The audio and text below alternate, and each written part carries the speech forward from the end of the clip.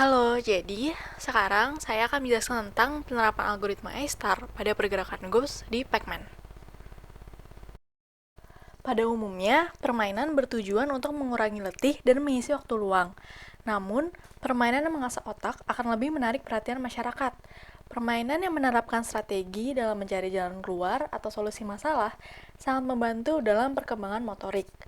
Dalam pengembangan game tersebut diperlukan sebuah metode agar permainan dapat berjalan dengan lancar. Sebuah algoritma yang diimplementasi sedemikian rupa sehingga pemain tidak dengan mudahnya memenangkan permainan. Sebuah hambatan dalam permainan yang tidak dapat diprediksi oleh pemain dan dapat mengikuti arah gerak dari pemain tersebut. Nah, sebelum kita lanjut ke implementasi algoritma A-star, maka kita harus tahu dulu tentang landasan teori yang mendasari penerapan tersebut.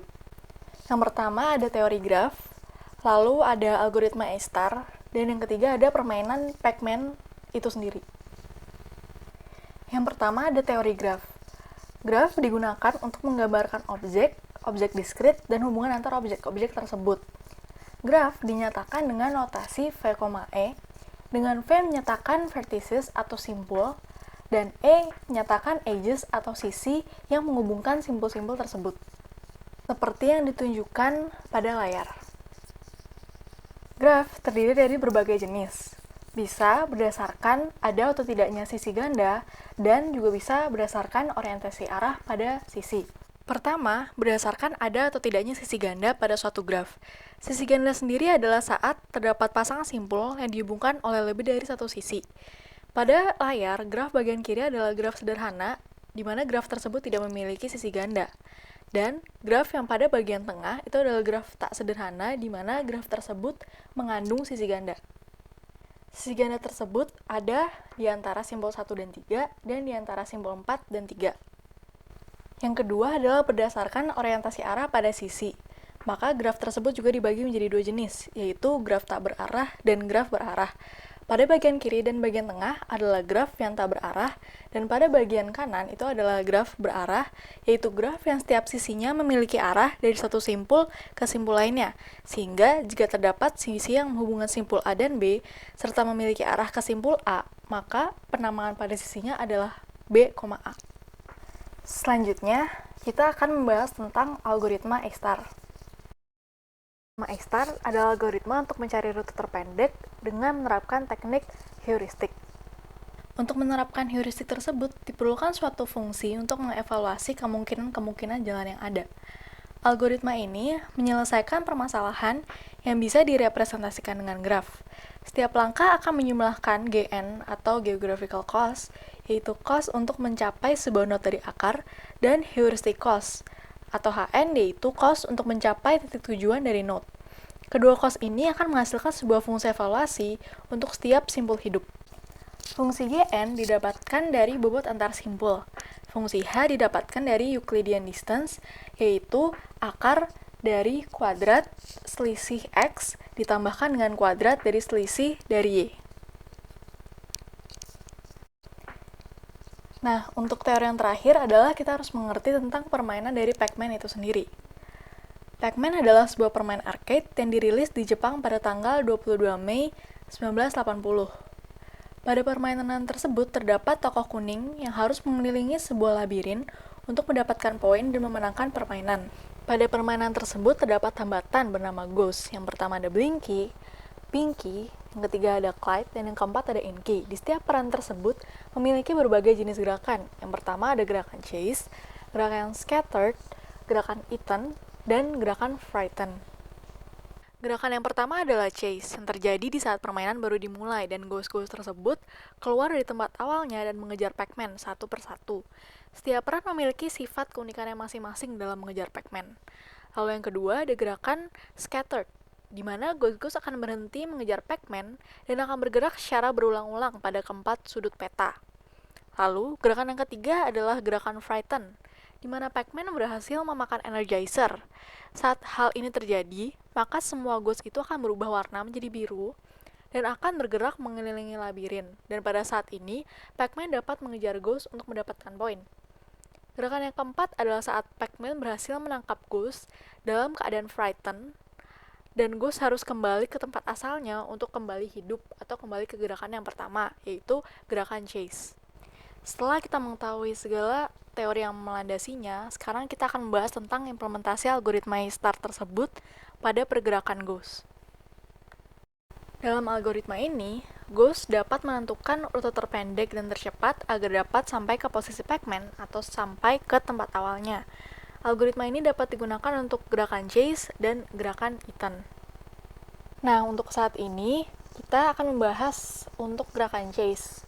Pertama-tama, kita harus mengetahui titik awal atau simpul awal dan titik akhir atau simpul akhir nanti yang akan dituju oleh Ghost itu sendiri. Posisi dari setiap titik itu dapat diketahui dengan menjadikan peta Pac-Man menjadi peta dengan sumbu X dan sumbu Y. Sehingga jika kita lihat pada layar, simpul awal ada di titik 9,3 dan simpul akhir ada di titik 13,7. Nah, tadi kita akan mencari rute terpendek dengan algoritma A-star, yaitu dengan fungsi evaluasi. Namun bagaimana jika terdapat fungsi evaluasi yang sama antara simpul-simpul hidup yang sedang dicari? Nah, makanya kita akan mengatur suatu prioritas.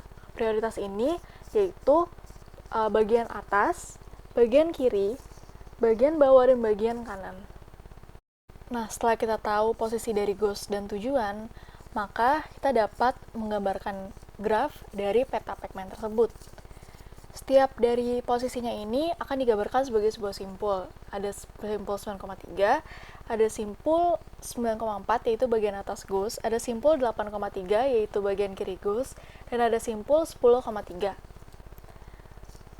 Lalu, untuk sisi yang menghubungkannya akan diberikan sebuah bobot, yaitu bobot 1 untuk jarak antar titik atau jarak antar kotak. Nah, saat ini kita akan memulai iterasi algoritma ini.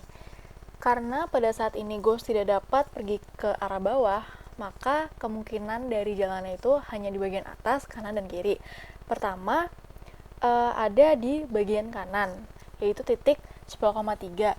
Fungsi G dari 10,3 ini adalah 1 dan fungsi H bernilai 5. Maka fungsi evaluasinya bernilai 6. Lalu untuk bagian atas memiliki fungsi evaluasi yang sama dengan bagian kanan. Untuk bagian kiri, fungsi G-nya adalah 1 dan fungsi H-nya bernilai 6,4 sehingga fungsi evaluasinya adalah 7,4. Jika kita lihat pada tabel, terlihat bahwa pada simpul yang pertama di-expand, isi dari simpul hidup itu berurutan yaitu titik 9,4, titik 10,3, dan titik 8,3. Simpul-simpul hidup ini diurutkan berdasarkan fungsi evaluasinya. Setelah itu, kita akan melanjutkan iterasinya dengan mencari simpul yang di-expand, yaitu simpul pada antrian paling depan simpul hidup. Nah, setelah kita menyelesaikan iterasinya, maka kita mendapatkan suatu rute terpendek, seperti yang dilihat pada layar pada jalan warna kuning. Nah, dilihat pada layar bahwa itu adalah jalur untuk mencapai target, dan banyaknya iterasi yang dilakukan adalah 13, dan jarak antara titik Ghost sekarang dan letak Pac-Man adalah 8. Selanjutnya, setelah melakukan pencarian tersebut, maka kita bisa mendapatkan kesimpulan bahwa suatu permainan maze dapat dikembangkan kualitasnya dengan menerapkan algoritma. Salah satunya adalah dengan algoritma A-star yang digunakan untuk menemukan rute terbaik pergerakan Ghost dalam mengejar Pac-Man dan bergerak kembali ke tempat asalnya. Berdasarkan pencarian tersebut, algoritma ini telah mengunjungi berbagai simpul, hingga mendapatkan simpul tujuan. Simpul yang di-expand merupakan simpul-simpul yang memiliki cost paling rendah dibandingkan simpul lain pada antrian simpul hidup tersebut. Maka dapat dipastikan bahwa rute yang didapatkan untuk mencapai simpul tujuan adalah rute dengan cost paling kecil, yaitu rute terbaik. Sekian penjelasan dari saya. Semoga bermanfaat dan saya mohon maaf jika ada kesalahan. Terima kasih.